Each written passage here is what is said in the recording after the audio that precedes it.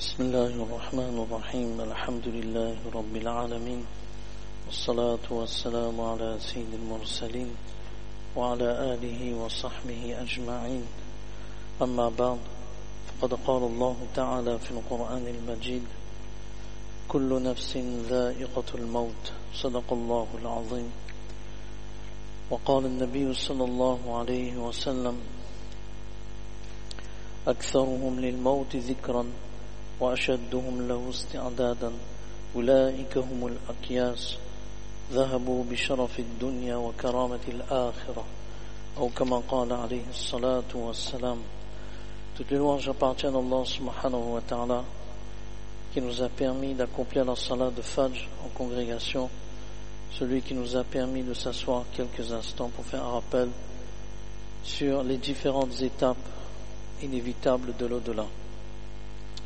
Abu Huraira radiyallahu anhu, le célèbre, celui qui est considéré comme le plus grand muhaddith de la Ummah de Rasulullah sallallahu alayhi wa sallam, celui qui a relaté le plus grand nombre de hadiths de Rasulullah sallallahu alayhi wa sallam, celui qui est un des rares des compagnons radiyallahu anhum à avoir tenu compagnie de Rasulullah sallallahu alayhi wa sallam d'une façon très étroite en tout temps et en tout lieu. C'est la particularité de Abu Huraira radiyallahu anhu. La majorité des hadiths de Rasulullah sallallahu alayhi wa sallam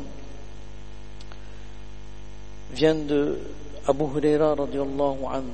Et Rasulullah sallallahu alayhi wa sallam a fait beaucoup les éloges de Abu Huraira radiyallahu anhu.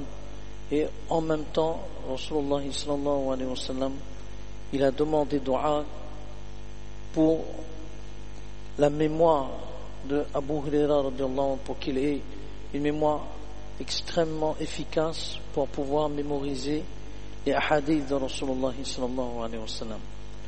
Ce même Abu Huraira radiyallahu anhu qui fait partie des compagnons radiyallahu anhum qui ont reçu la bonne nouvelle du paradis, Allah subhanahu wa ta'ala, il dit radiyallahu anhum wa radu an. Ce verset, il est suffisant pour montrer la grandeur, la noblesse et l'honorabilité des compagnons radiyallahu anhu. Ce verset suffit. C'est pour cela, celui qui injurie un sahabi radiyallahu anhu, son iman est en danger, plus qu'en danger. Donc les compagnons radiyallahu anhum font partie de cette catégorie de personnes dont on ne peut pas toucher. Ils sont tous intègres. Ils ont tous eu la garantie de la part d'Allah subhanahu wa ta'ala, d'être les personnes qui ont connu le succès dans ce monde et dans l'autre monde.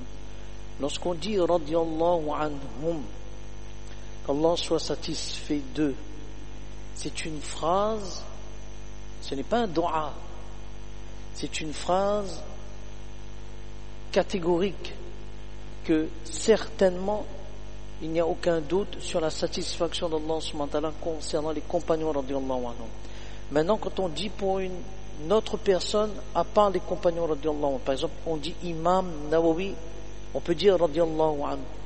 Pour une sommité on peut dire radiyallahu anhu, mais dans ce cas radiyallahu anhu sera un dua, mais pour les compagnons radiyallahu anhu ce n'est pas un dua, c'est une phrase qui dénote la garantie de la part d'Allah subhanahu wa ta'ala qu'ils ont réussi. Ce même Abu Huraira radiyallahu anhu, lorsque il était sur le point de quitter ce monde, il était en train de pleurer. Alors, subhanallah, il a reçu déjà la bonne nouvelle du paradis. Il fait partie des compagnons radiyallahu anhu qui ont, c'est-à-dire je ferme les yeux, malakal maut, l'ange de la mort arrive, je sais que c'est le paradis, insha'Allah ta'ala. Et ça c'est une bonne nouvelle de la part d'Allah subhanahu wa ta'ala. Mais il pleure.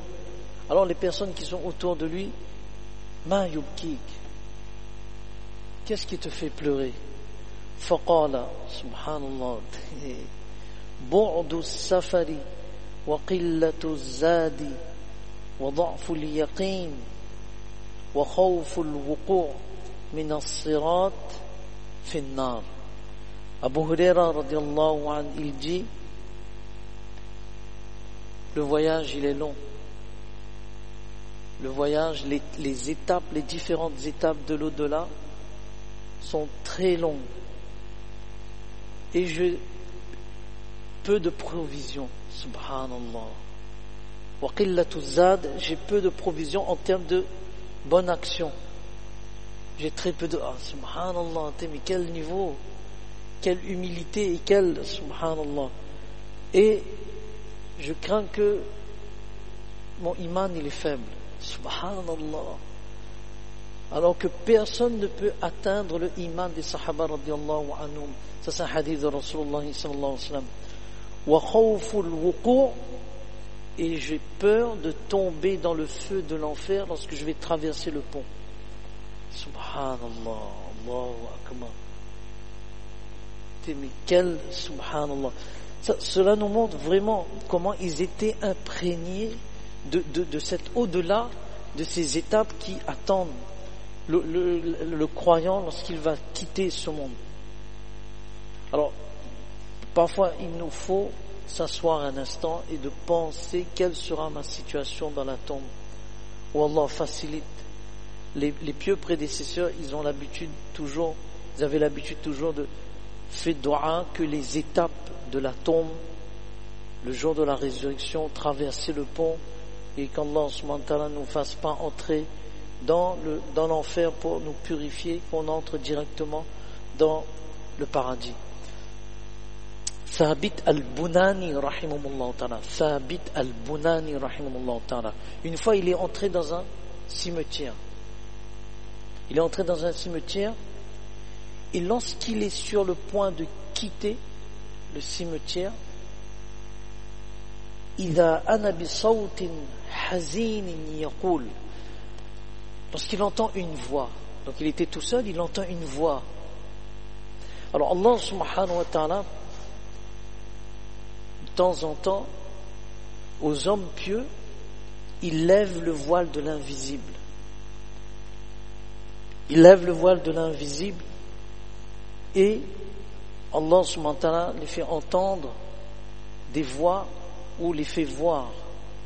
Et là il a entendu une voix. Thabit al-Bunani rahimahullah ta'ala, il a entendu une voix qui dit, une voix triste, yaqul ya Thabit ou Thabit, la yaghurrannaka sumutu ahliha fakam min nafsin mu'adhabatin fiha. Ne te laisse pas tromper par le silence qui règne dans le Qabristan. Quand on entre dans le cimetière, j'ai jamais entendu des ondes, non, on n'entend pas un bruit. Ne te laisse pas tromper par le silence du cimetière. Fakam min nafsin mu'adhabatin fiha. Combien de personnes sont en train d'être châtiées. Allah nous en préserve. Allah nous en préserve. C'est pour ça, lorsqu'on entre dans un qabristan, dans un cimetière, on doit faire dua. 3 fois qu'Allahu ahad, une fois surah Fatiha, une fois Alhaakumut Takathur, Qul huwallahu ahad. Si on a le temps, surah Yasin, on fait dua, on envoie en dehors des visites du qabristan, après chaque salat farz, par exemple, 3 fois qu'Allahu ahad, on envoie pour la Ummah de Rasul sallam, 3 fois qu'Allahu ahad, on envoie pour son papa défunt, sa maman défunte, les membres de la famille. Et Ahmad ibn Harb, rahimahullah ta'ala, ce sont des amis d'Allah subhanahu wa ta'ala qui ont compris la réalité de la vie. Un jour, il y a un groupe de personnes qui est entré dans une ville et dit, on cherche la demeure de telle personne.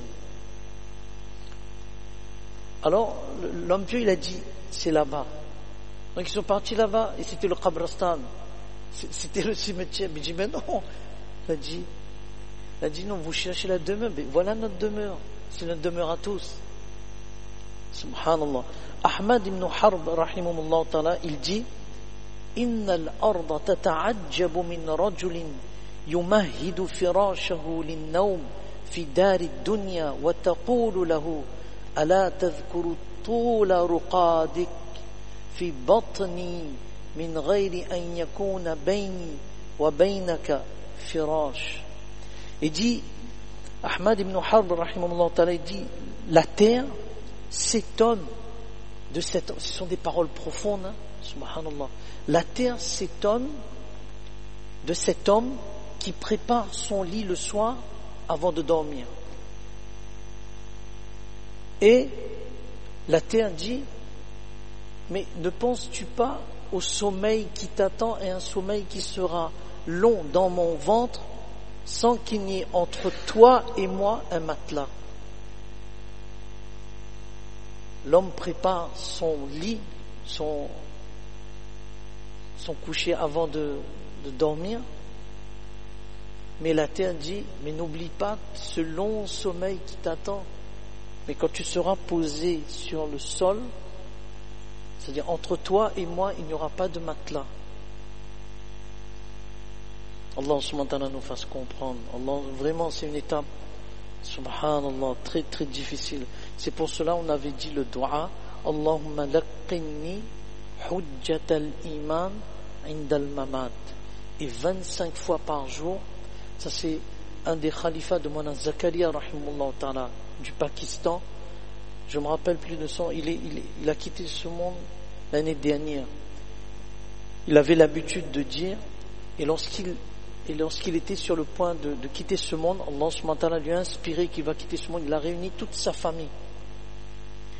Il a dit, bon, je vous demande pardon, là je vais partir. Alors, est-ce qu'il y a des dettes, il y a ceci, cela? Il dit non, tout est bon. Il a dit, c'est bon? Ok. Il a lu Ashhadu an la ilaha illallah wa ashhadu anna Muhammadan abduhu wa rasuluh, et il est parti. Pour arriver, subhanallah, pour arriver à ce... Inch'Allah, ce matin nous donne aussi ce... Et là, c'est direct le paradis. Là, c'est direct le paradis. La dernière parole prononcée par le croyant, la ilaha illallah. Et donc, lui, il avait l'habitude de dire 25 fois par jour, c'est très facile. Allahumma barik li fil maut wa fima ba'dal maut.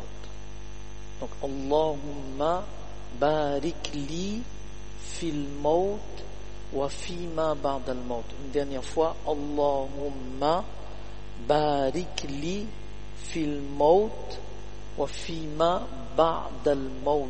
Inch'Allah ta'ala, avec le doigt, Allahumma laqini, justement ce doigt, Rasul sallam l'a enseigné à Abu Huraira radiallahu anhu. Donc Abu Huraira radiallahu anhu nous a transmis ce doigt. Donc Allahumma laqini hujjat al-iman inda al-mamat, et Allahumma barik li fil maut wa fima ba'da al-maut. Subhanallah wa bihamdihi, subhanakallahumma wa bihamdik, nashhadu an la ilaha illa anta, nastaghfiruka wa natubu ilayk, subhana rabbika rabbil izzati amma yasifun. Et Inch'Allah ta'ala, la feuille de 70 000 anges qui vont solliciter le pardon pour nous en notre faveur jusqu'à la résurrection est prête. Donc Inch'Allah ta'ala, on pourra distribuer. Alhamdulillahi alladhi tawadha'a kullu shay'in li'azamatihi, walhamdulillahi alladhi dhalla kullu shay'in li'izzatihi, walhamdulillahi alladhi khada'a kullu shay'in limulkihi, walhamdulillahi alladhi istaslama kullu shay'in liqudratihi. Fajazakumullah.